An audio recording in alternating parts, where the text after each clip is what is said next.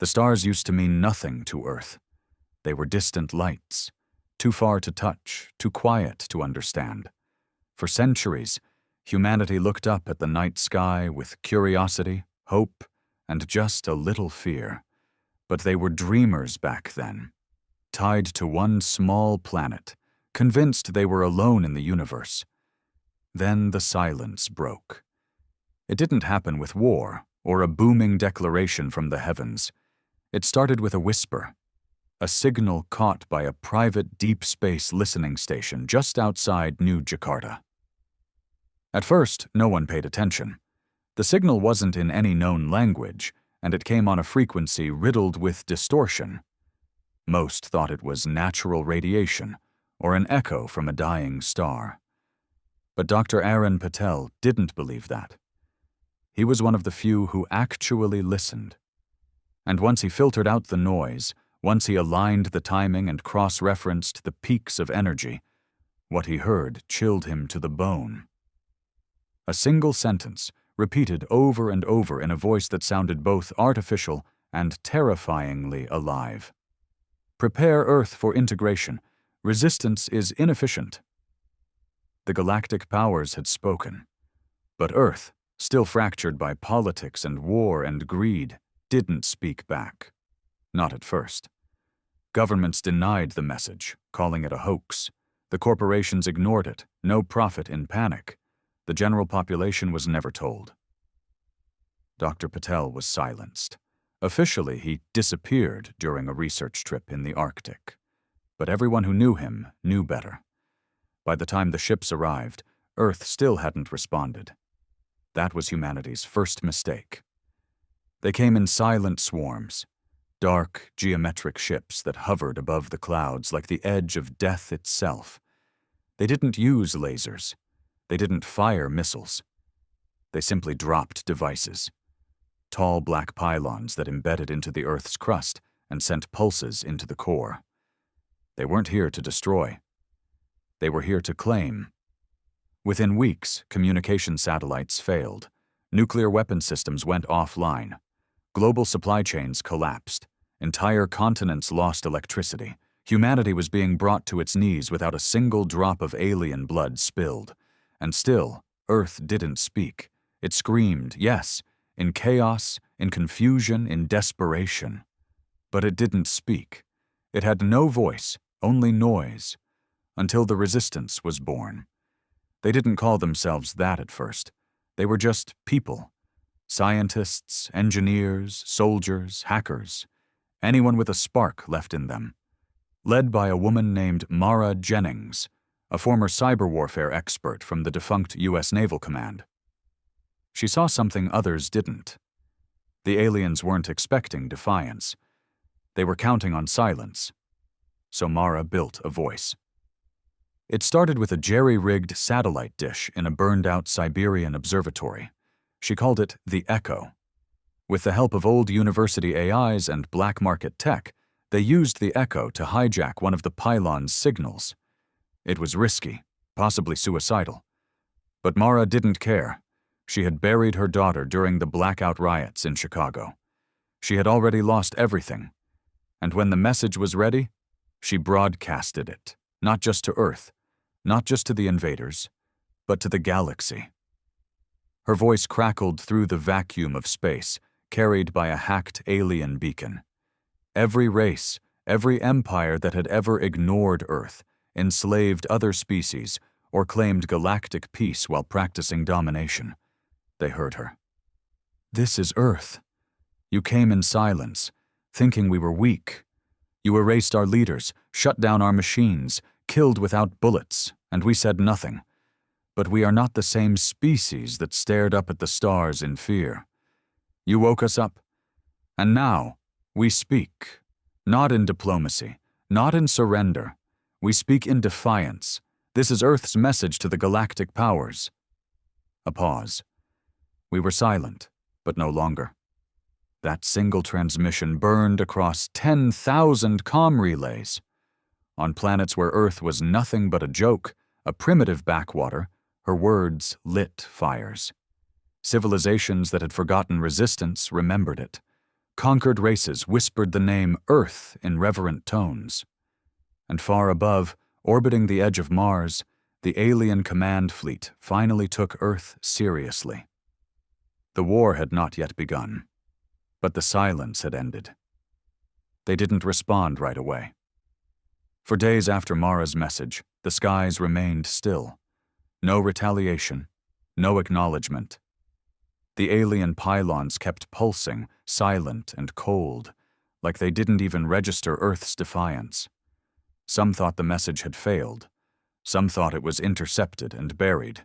Others believed Earth was now on the countdown to annihilation. Mara Jennings didn't care what anyone believed. She knew how predators worked. They watched. They studied. They waited for fear to return. But this time, Earth wasn't going to cower. In the icy tunnels beneath the Siberian Observatory, she and the rest of the resistance worked without sleep, trying to find a weakness in the alien tech. The pylons had encrypted cores, organic computers that responded only to unknown signals. It would have been impossible for any known hacking tool to break through. But Earth was full of people who thrived in the impossible. Her team wasn't military. It was a mess of dropouts, ex-cons, rogue programmers, even teenagers who used to mod video games and now repurposed those skills to dissect alien code. People like Roman, a 16-year-old autistic genius from Belarus who barely spoke a word, but once reverse-engineered a drone just by hearing its hum. Or Asha from Mumbai, an ex-Black Hat hacker who used to run an underground cryptocurrency ring before the collapse. They weren't soldiers, but they were human, and being human meant never going down quietly. They broke through the first layer of the pylon's encryption on day 5. That's when everything changed. Because hidden deep inside the signal, buried in layers of alien code, they found something horrifying. A registry. It listed every major Earth city by name. Not in English, in their language, coordinates, population, infrastructure ratings, resource capacity, psychological resistance indexes. It wasn't an attack plan. It was a catalog. They hadn't invaded Earth. They were acquiring it, like livestock. Mara stared at the list for hours, her hands shaking. There were tags next to the cities. Green for compliant zones, red for unstable zones, yellow for pending reconditioning. Chicago was red. That was where her daughter had died. She didn't say a word for the rest of the day. But that night, she walked to the Echo's central console, tapped into the hijacked pylon frequency again, and sent a new message, shorter, sharper, colder. You see our cities as livestock, our people as numbers, our pain as data. Let me remind you what happens when you underestimate humanity. We will not be categorized. We will not be reconditioned. Come down from your ships. Look us in the eyes. She ended the message with a name. Her daughter's.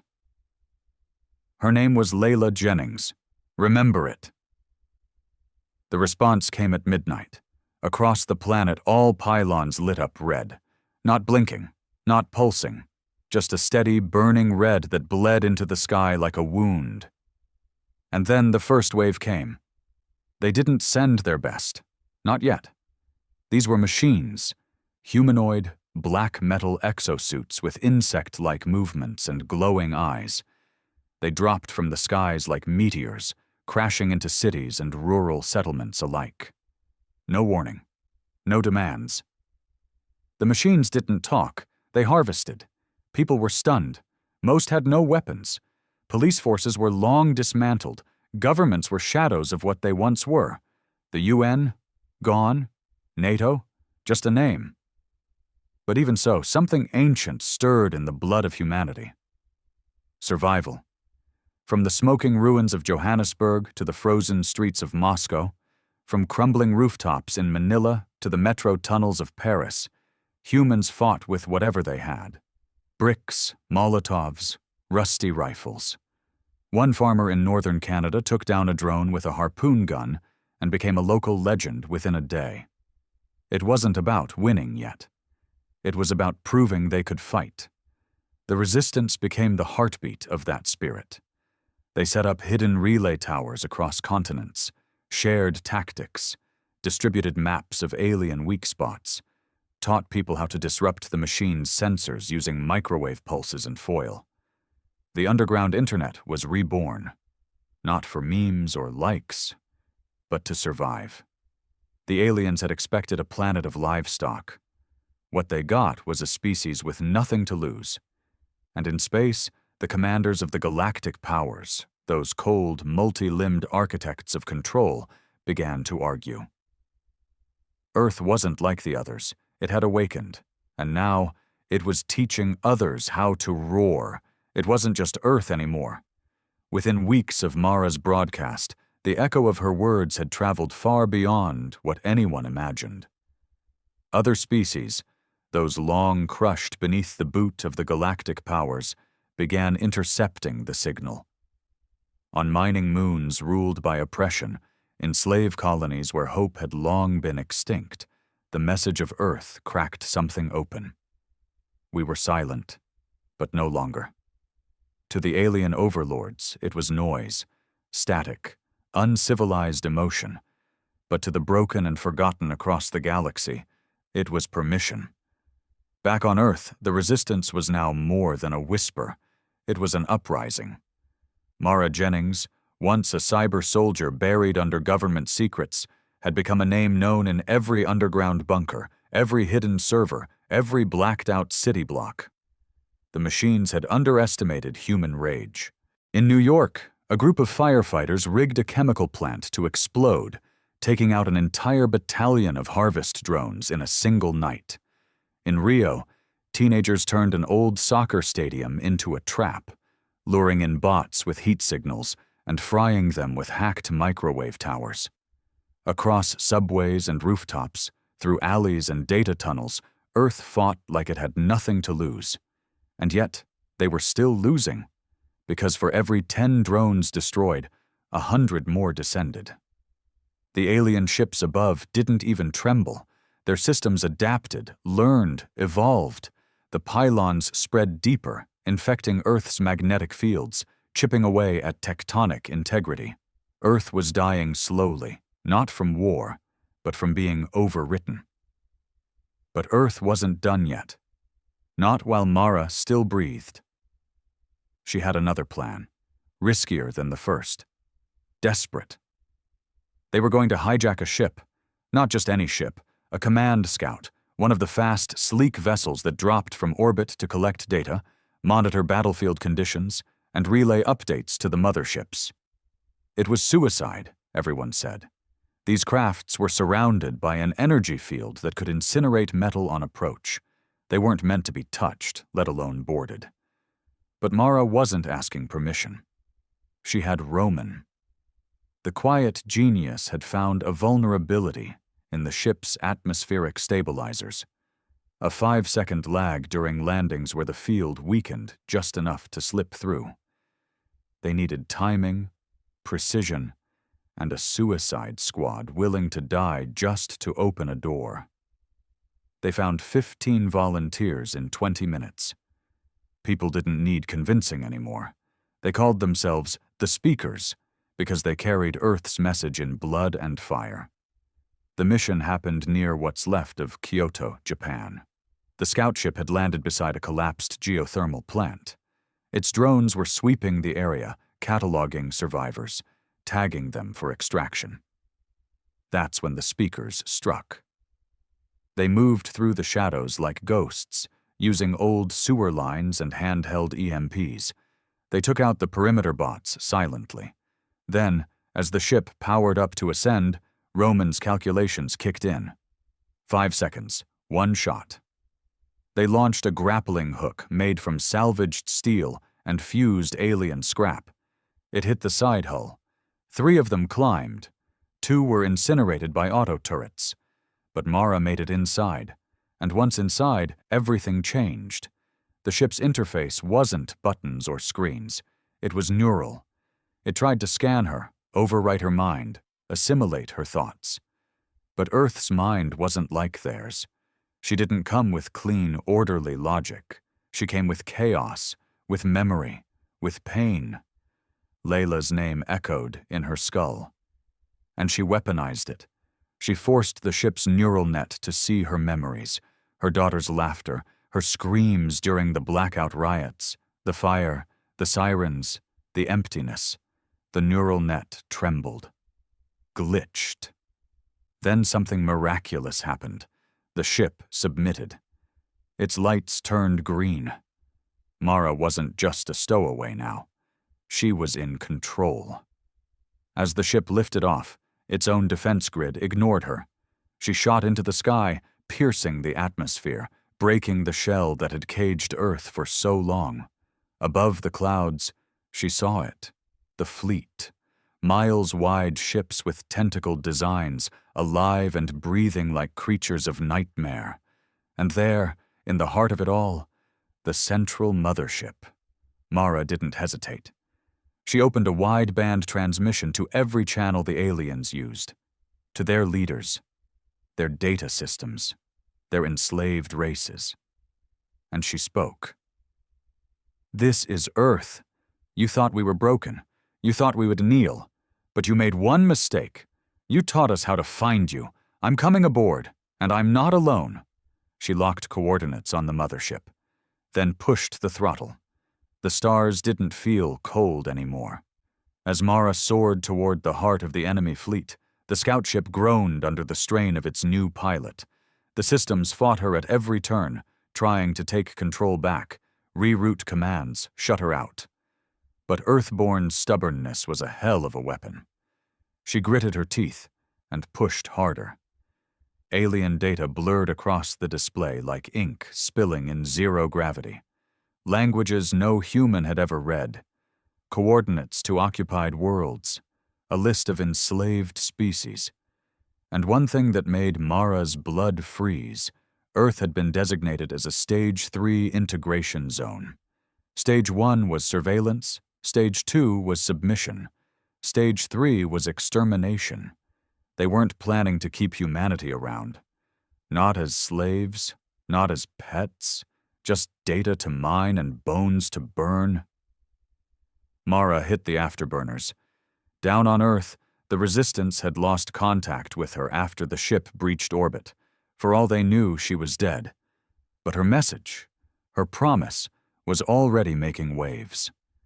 Across every hidden base and ruined city, people watched the skies. They knew someone had gone up, and maybe, just maybe, that someone was about to make the stars bleed. Inside the scout ship, Mara felt her head throb. The neural connection was demanding more. Memories, thoughts, identity. But she refused to give it anything it didn't already steal. She fed it rage. She fed it Layla. She fed it every nightmare Earth had endured under alien silence. The mothership loomed ahead like a metal god. It was miles wide, shaped like a black lotus in bloom, spinning slowly as it harvested data from the pylons below. This was no ordinary ship. It was the nerve center, the brain of the operation. She had no plan, no backup, no idea what was waiting inside, and yet she flew straight in. The scout ship's AI issued a final protest, then went quiet.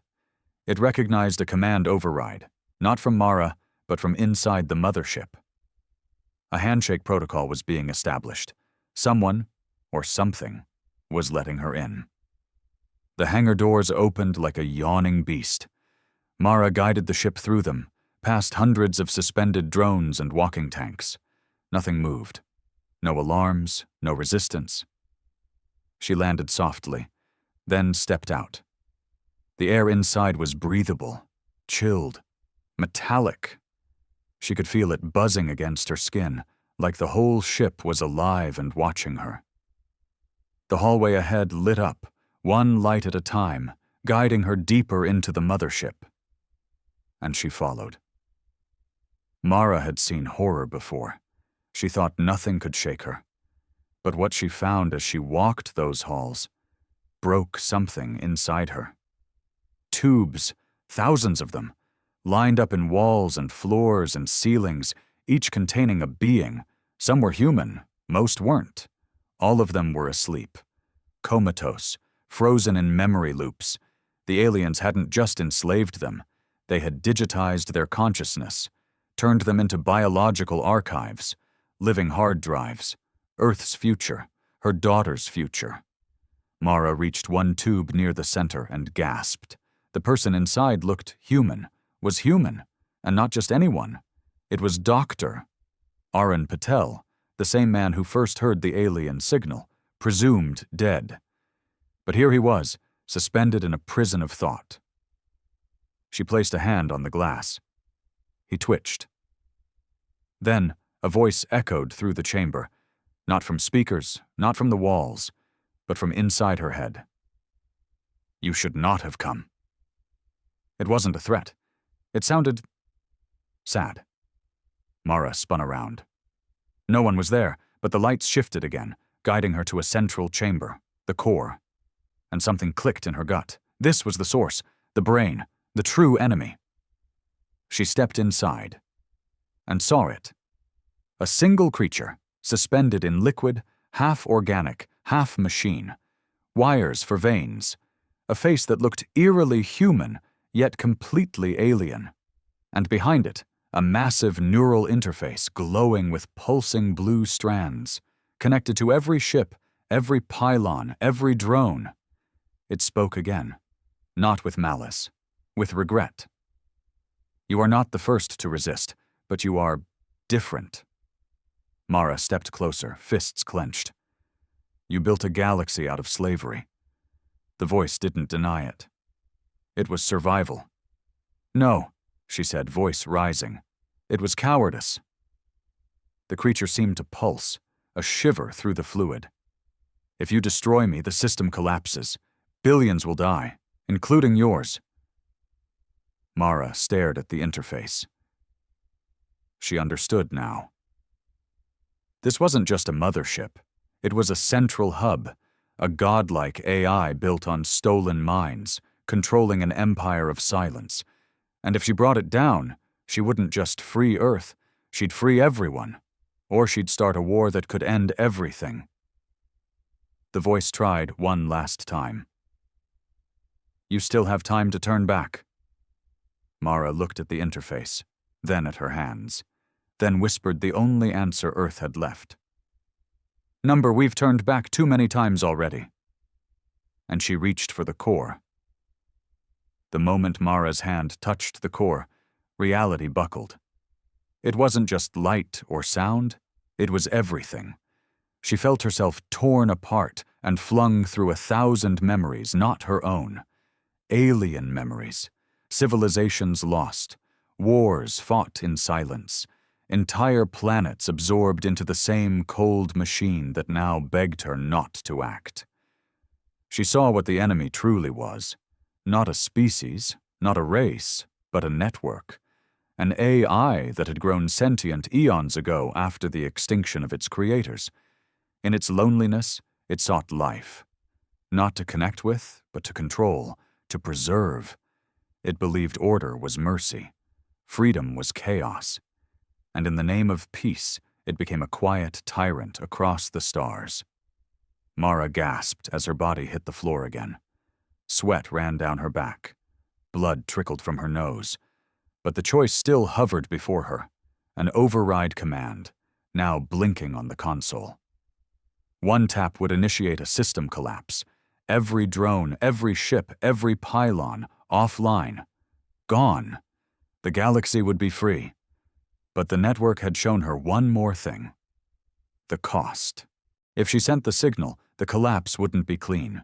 Slave planets dependent on their systems for oxygen, water, life support. Millions might die. Entire worlds that had forgotten how to live without chains. She staggered to her feet, trembling. The AI voice returned. Fainter now, almost afraid. "You want justice, but this is vengeance. There is another way." Mara stared at the console. "Another lie." "No," it said. "Merge with me. I will give you access. Let Earth shape the network. Transform it. slowly, safely. You will be the first free node. She laughed bitterly. You want to use me.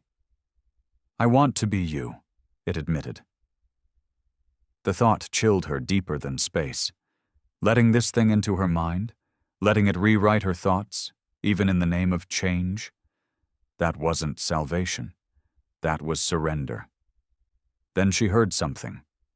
Not from the AI, but from the scout ship's old comms, still linked back to Earth. Weak, crackling, broken by static. A voice, a child's voice, Layla's voice. Mom, if you're there, don't let them win. Mara's knees buckled.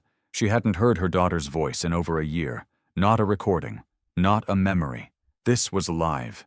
Roman must have found the signal, boosted it, maybe even found Layla. Mara clenched her teeth.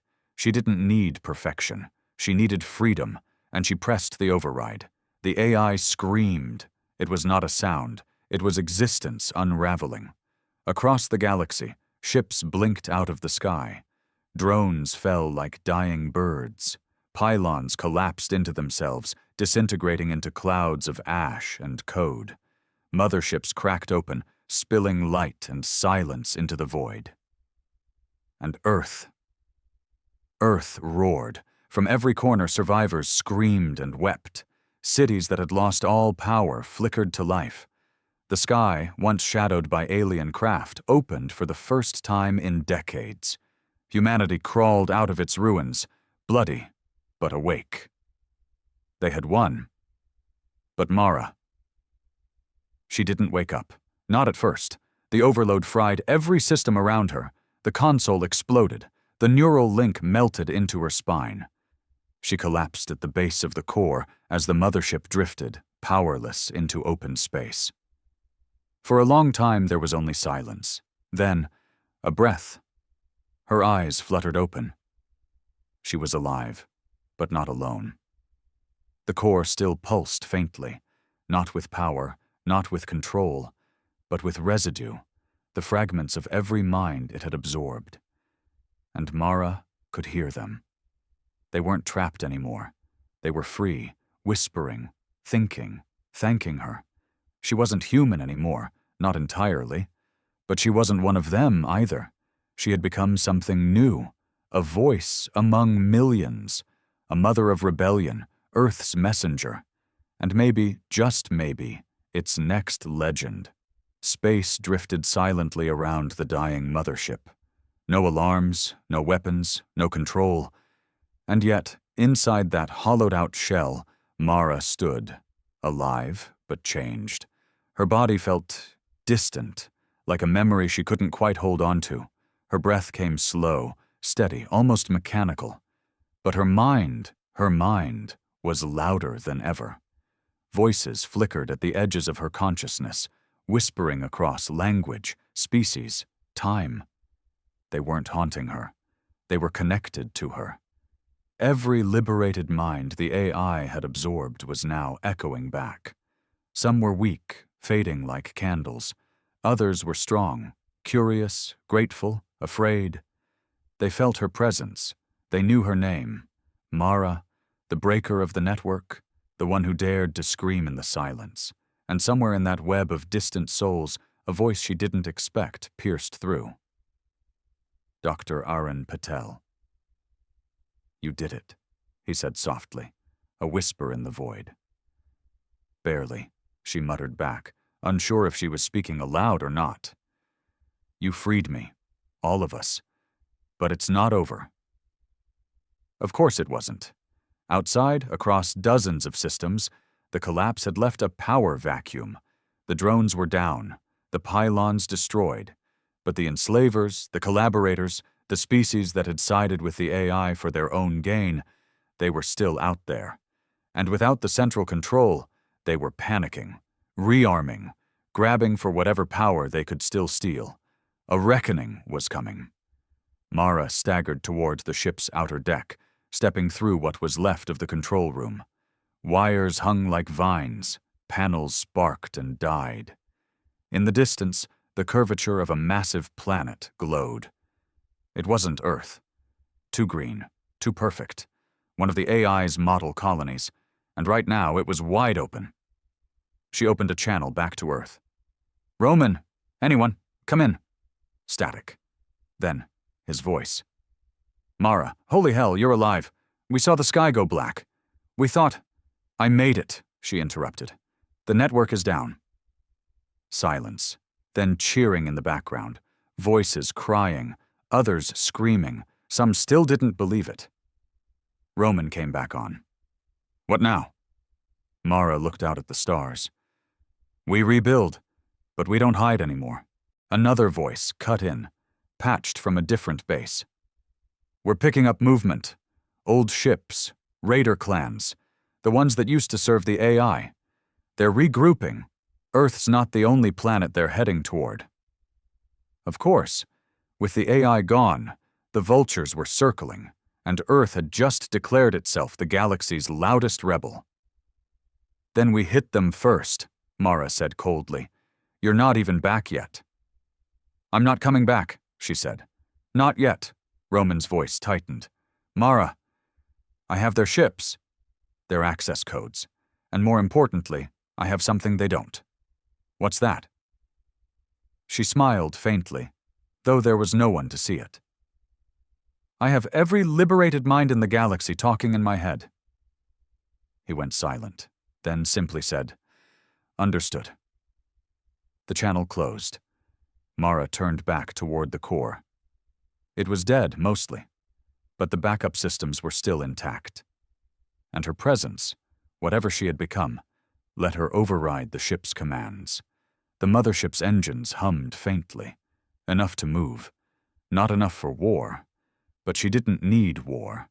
She needed to make a message. So she set the course.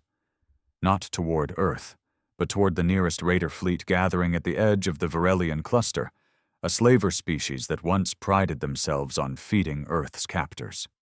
Mara would pay them a visit, not with diplomacy, not with surrender, but with the first mothership to ever fly under human command. She paused before the jump, closed her eyes, heard Layla's voice again. This time, not through static, not through distance, but from memory. "Mom, I'm not afraid." Neither was she. The ship jumped. And for the first time in history, the galaxy had something new to fear, a free human with nothing left to lose. The raider fleet hung like a swarm of rot in the void, scattered across the edge of the Varelian cluster. Ugly ships, patched and rusting, bristling with weapons and pride. They weren't sophisticated, just brutal, fast, unapologetic. Once the muscle behind the AI's will, now they floated aimless, unsure, hungry, until they caught a signal. A mothership, unclaimed, drifting, a trophy from a broken empire. The Varelians didn't ask why it was alone. They didn't care. They launched 4 attack cruisers, painted black with bone-white sigils, a cruel message carved into the hull of the lead ship. Order is dead. Chaos eats first. Inside the silent mothership, Mara waited. She stood alone on the command bridge. The walls still flickered with dying remnants of the AI's code, twitching like neurons gasping for life. They couldn't hurt her now. They were just ghosts. Her hands danced across the interface. She could feel the ship responding to her will, not because she controlled it like a machine, but because it recognized something familiar. The network wasn't gone entirely. Bits of it clung to her mind, like dust after a storm.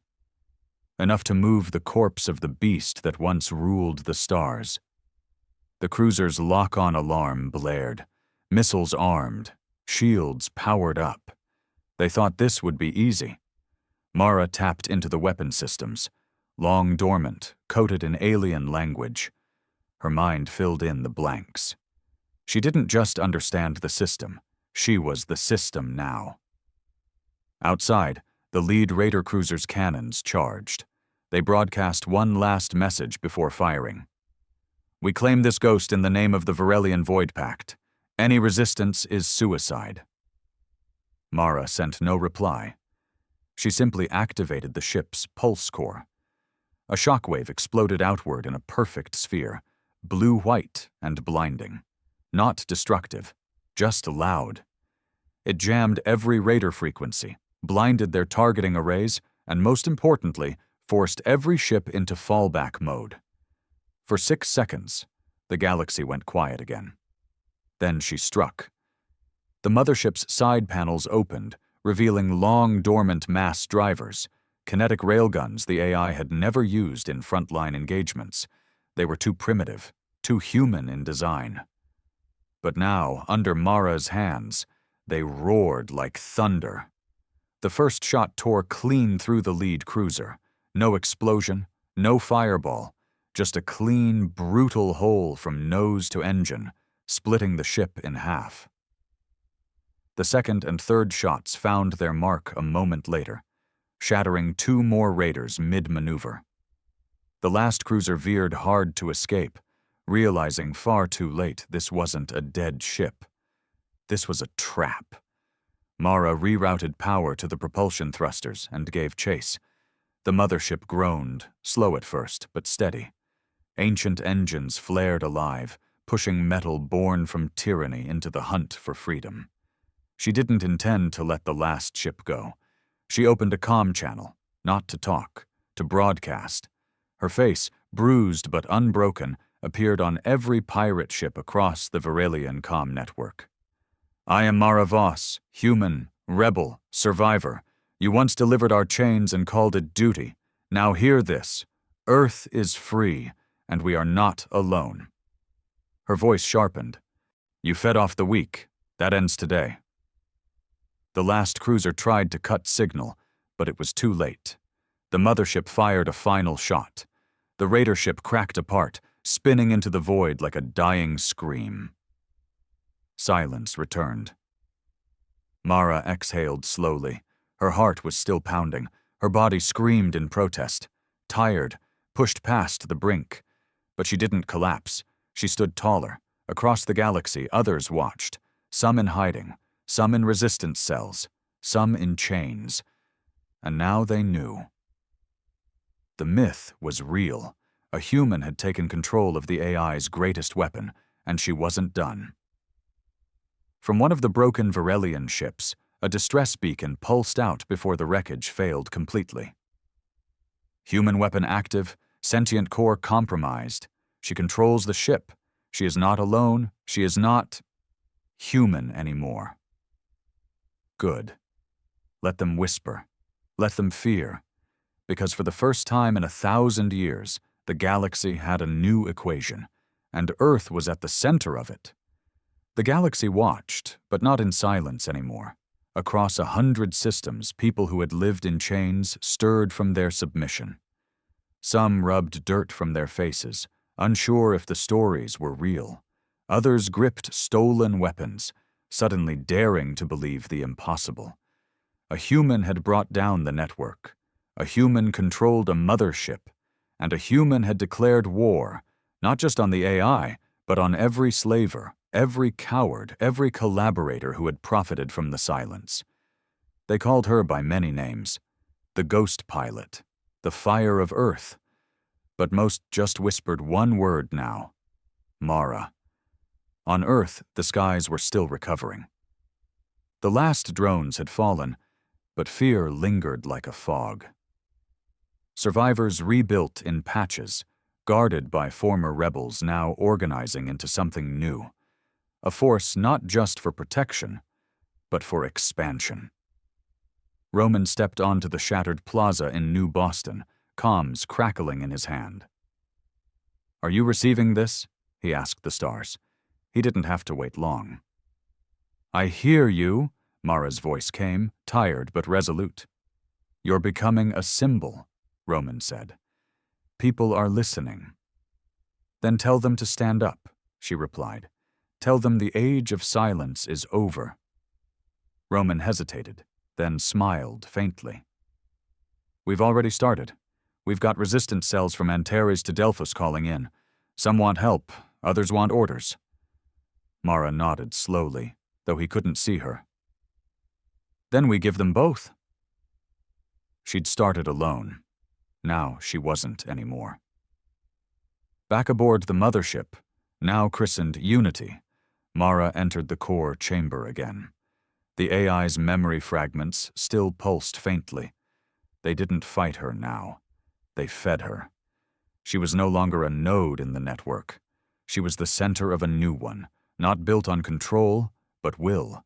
A kind of shared defiance between every liberated mind, not just humans, Viralians who had rejected their empire. Zarathi thinkers once enslaved for their intellect, even the broken AIs who had once been used by the Overlord system, all linked through her. Unity wasn't a warship anymore. It was a beacon, and beacons attract attention. The Slaver Congress, a secretive alliance of the 5 remaining empires that had once worked in harmony with the AI, gathered for the first time in a century. Panicked, terrified. They'd lost their enforcer. They'd lost their fear weapon. Now Earth was broadcasting rebellion like a disease. They voted to crush it, to destroy Earth before the idea spread. And so they launched the fleet. Not a raid, a purge, 4,000 ships equipped with neutron razors, ion clouds, and antimatter lances. Enough to erase a world. Mara knew, she felt it, every step they took, every engine they lit, every life they marked for extinction. But she wasn't afraid. She reached out, through Unity, through the fragments, through the growing web of minds now waking from centuries of servitude, and she called. And they came. Old cargo ships armed with repurposed drills, discarded war machines piloted by free AIs, merchant convoys rigged with pulse cannons, refugees turned warriors, not a fleet, a swarm, uncoordinated, untrained, but united. They met the Slaver Congress's fleet just outside Earth's orbit, and for the first time in recorded galactic history, the enslaved didn't run. They fought, and they won. Not cleanly, not without sacrifice, but the purge failed. Earth stood, and in the smoke and ruin, a message was broadcast to every corner of the stars. Mara's voice again.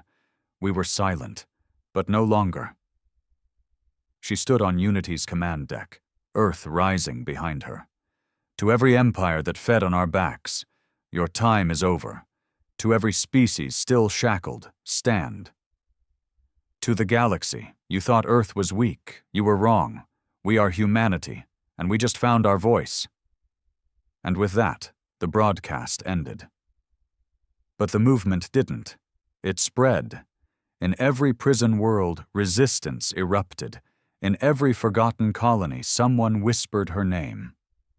Mara Voss. Not a savior, not a queen, just a soldier who chose to scream when no one else dared.